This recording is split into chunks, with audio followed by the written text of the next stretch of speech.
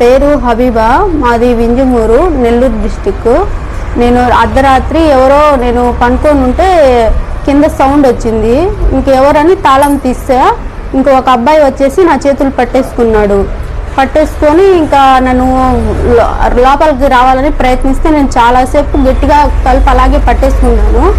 ఇంకా అందరినీ పిలిచానమాట, ఎవరు రాలేదు. ఆ తర్వాత వాళ్ళు ఫోను తీసుకుందామని వచ్చేసరికి వాళ్ళు అలాగే తలుపు తోచేసుకొని లోపలికి వచ్చేసి ఫోన్ లాగేసుకున్నారు. ఇంకా నాకు ఎక్కడికి ఫోన్ ఇవ్వలేదు. ఇక్కడే వచ్చేసారు అందరూ పట్టేసుకొని. ఒక 30 మంది దాకా వచ్చారు. 3 ఆడవాళ్ళు వచ్చారు. వాళ్ళు వచ్చేసి నాకు ఇంకా సామాన్లు వేసి, ఇది మా ఇల్లు, మీ ఆయన మాకు అమ్మిండు, ఇక్కడ మా ఇంట్లో కబ్జా చేస్తున్నావు అనేసి చెప్పి ఇంకా నన్ను బాత్రూంలో వేసి ఆడవాళ్ళు చంపబోయారు. నేను కొంచెం భయపడేసి మళ్ళీ ఇటు వచ్చేసాను. వచ్చి ఆ తర్వాత నేను సరే మీరు నన్ను ఖాళీ చేయించడానికే కదా అనేసి చెప్పాను. నేను బయటికి వెళ్తాను అంటే కూడా పంపలేదు వాళ్ళు కొంచెంసేపు. ఆ తర్వాత బయటికి వదిలేశారు. ఆ తర్వాత నేను పోలీస్ స్టేషన్కి వెళ్ళాను. అక్కడ వెళ్ళిన తర్వాత ఇంకా అక్కడ మా తమ్ముడు వచ్చాడు.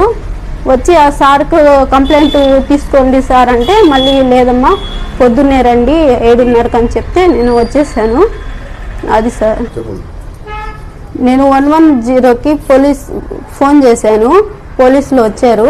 వాళ్ళు ఎవరిని ఏమీ అనలేదు, అసలు ఏమీ పట్టించుకోకుండా వాళ్ళు మా ఇంటికి తాళం వేసుకొని వెళ్ళిపోయారు. నేను మళ్ళీ వాళ్ళు వెళ్ళిన తర్వాత ఆ తాళం తీసేసుకొని నేను లోపలికి వచ్చాను. అంటే నేను 112కి ఫోన్ చేశాను. ఫోన్ చేస్తే 2 కానిస్టేబుల్స్ వచ్చారు. వాళ్ళు వచ్చి వీళ్ళని ఎవరిని ఏమనలేదు, అనకుండా వాళ్ళని పంపించేశారు.